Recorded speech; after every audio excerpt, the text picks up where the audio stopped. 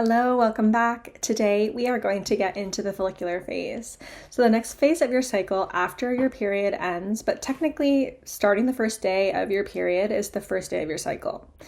So we go through those couple of days or week, and then right after that is basically when you start to come to life. So I'm going to talk about the archetype of the follicular phase up until ovulation. I'm not going to get into ovulation in this episode so that I can keep it short and sweet, and we'll get into that in the next one. So for today, we're talking about that phase where your period has ended and basically leading up to ovulation, leading up to the peak of the month, the best part of your cycle when we just have the most energy and feel amazing. So this is typically not a phase that women complain about because this is when we are just feeling really good. And the reason that we're feeling so good is because estrogen is starting to rise again. And estrogen is what gives us that energy. It's what makes us look more feminine. It gives our skin that glow. We know that how we look slightly changes throughout the cycle. Everyone complains about being uglier during their luteal phase and more beautiful during the follicular, especially around ovulation. So this is when we're just getting more beautiful because of the estrogen. And we're just starting to want to be seen in public again, basically. And the reason for that is we're entering spring. And so if you think about the season of spring, it's like winter has ended. The animals are just starting to come back out. The plants are starting to sprout. Leaves are starting to grow again in their buds, but nothing is fully bloomed yet. It's just the beginning. So like the seasons, like all those things in nature, you are also just beginning to bloom. You're not at your max capacity yet. You might not want to go to a party yet, but you definitely want to get up, get out of the house, maybe start to move your body a little bit more, and you certainly feel your energy coming back, but it might be a little bit touch and go. You might feel super energetic one day and the next day you're a little more tired. It's like you're just finding your footing again, but you're definitely feeling more energized and you're coming back to life is the best way that I can describe it. This is the phase where energetically you want to be just setting intentions for the rest of the month and feeling into what this next cycle has to offer you. You can almost think of it as the waxing moon. After that new moon, you've set your intentions and now you're just observing how they unfold.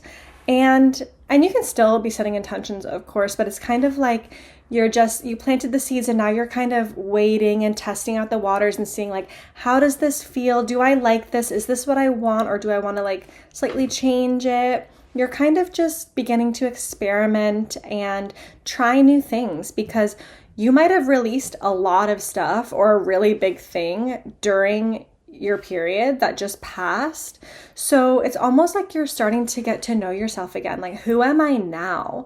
Now that I've released that, now that I've let that go, now that that energy, whatever it is no longer in my field, in my body, who do I want to be?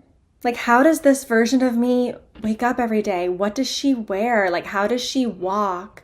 What does she do in the morning? What does she do in the evening? You're just getting to know this new version of yourself. Every month we are a new version of ourselves because every month we release something. So whenever we release something, we have this energetic new space to fill with something else. You can become an entirely new person if you want. That is what this phase is primed for. It's primed for you beginning your new transformation, this next level of yourself. And it can be whatever you want, but this phase is definitely filled with that new, fresh, creative energy.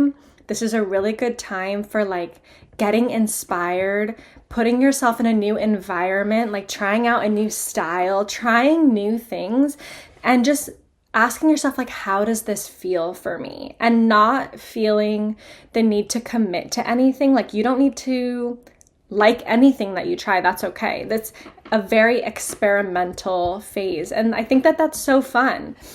I have found myself wanting to record more podcasts and more breathwork videos during this second week of my cycle right now. Like after my period ended, I definitely felt like, you know what? I want to try like batch recording episodes one day. Like I definitely have the energy. I feel inspired. Like, let's see how this feels. And I've just been trying it out and asking myself, like, is this something that I want to continue? Do I like this? Is it too much? And I'm just being curious, and I'm not making myself commit to anything new. I'm just letting myself be like, okay, what is this like? This is a time for asking yourself a lot of questions and just really listening to your body. And listening to your body obviously is something to do during every single phase of your life, always, every day.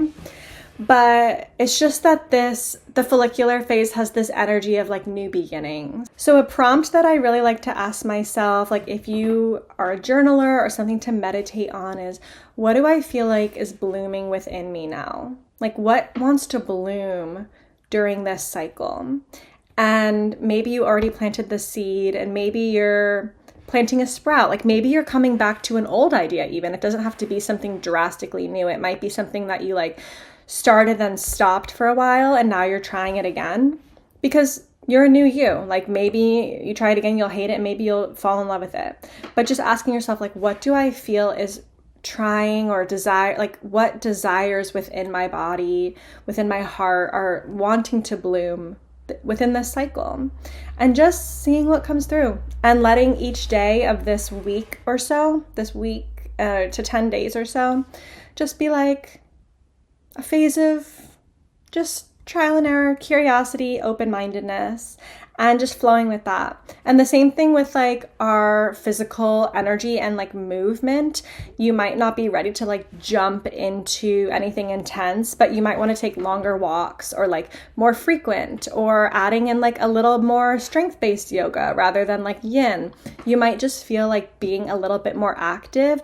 Everything is connected. It's like the seasons in nature, the activities that you want to do, just simply the act of like feeling more energetic and inspired, how you want to like move your body and exercise. All of these things should like reflect one another. You can expect to like just want or have more energy to put into things in general. But I think the one place that people really get confused or stuck here is pushing on the gas too hard right after your period ends, or even like during it, because as estrogen rises, we will start to have more energy, and it might even feel like such a stark night and day difference. But you do not want to push too hard during this phase. Like you don't want to do too much or like spend all the energy that you have. I like to think of it as like you have a full tank of gas that has to last all 28, 30, 34 days, however long your cycle is. You have to let this tank of gas last the entire cycle. So you don't want to like go on a road trip the first week, because then you're not going to have a lot of gas left for the second half of your cycle. You want to kind of like allow yourself to push on the gas when you really have the most energy and you can be the most efficient, like when you're coasting.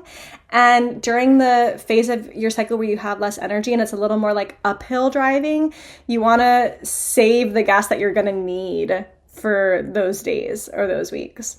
So at the beginning of your cycle, you want to kind of just take it easy a little bit, let yourself coast a little bit. Like don't go 0 to 100, because you'll find yourself really burnt out either like right after ovulation, or your entire luteal phase will just be like a nightmare and you'll just be dead and super irritable and miserable and dealing with all the physical symptoms that go along with that. Because we have to remember that like our emotional, mental, physical symptoms and how much the body has to give in all of those capacities, it's all linked. So when you don't have any physical energy left, you're going to have more mood swings and more bloating and cramps and all of that too. When your body actually has more energy, it has more energy to like detoxify itself and like the balance of hormones can be more regulated. When we are burnt out, when we're depleted, that's when the hormonal imbalances can like sink in because we become deficient in nutrients. So we just need to be aware of how we're feeling. That's why it's so important to check in with your body and be like, what feels like a balanced use of my energy today? Like, I'm not going to do all 5 of these things today, but what feels like the most inspiring to me, and then maybe those other 2 or 3 things like I can try tomorrow or the next day, or whatever it looks like tangibly in your life. But I think that sometimes people get so excited that their period's over that they just want to like go crazy because it's like, oh my God, I finally feel so good again. Like I want to go out and do this and that, which is so beautiful. But like, just make sure you don't have something planned for every single day, and almost treat it as like a better version of your luteal phase. It's like during your luteal phase when you only want to do like one thing or nothing. It's like you can do like 1 or 2 things, or like maybe 3, but not 7. Just allow yourself to let the car warm back up, the engine's warming back up, and you're just like refilling, you're replenishing your stores. So like just don't jump into like super busy days, a ton of plans with friends, and training super hard. Like one of those things is enough, or like a lesser version of each of them. But like what your body can handle. And if you don't, like it's a really good idea to always like just take everything out, just be with yourself, and like add in one thing at a time and be like, how much energy did this use? Like, how did I feel when I did that? We're all so different, and every single month will be different. Some months, because it depends on like what's going on in your life, which obviously as human beings changes all the time. So some months, like your follicular phase, you might have more to give. You might just genuinely have more nutrient reserves and more energy. And some months you might need to like be super slow and have a lot less going on in your calendar and take more time to rest. Don't expect every follicular phase to always be like on top of the world, and that's okay. I think if you just remember to keep that energetic of just curiosity and just reawakening, like you're just waking up from your slumber, and go from there one day at a time, like a couple hours at a time, not forcing yourself to be on, but knowing like it's okay if I need to rest still.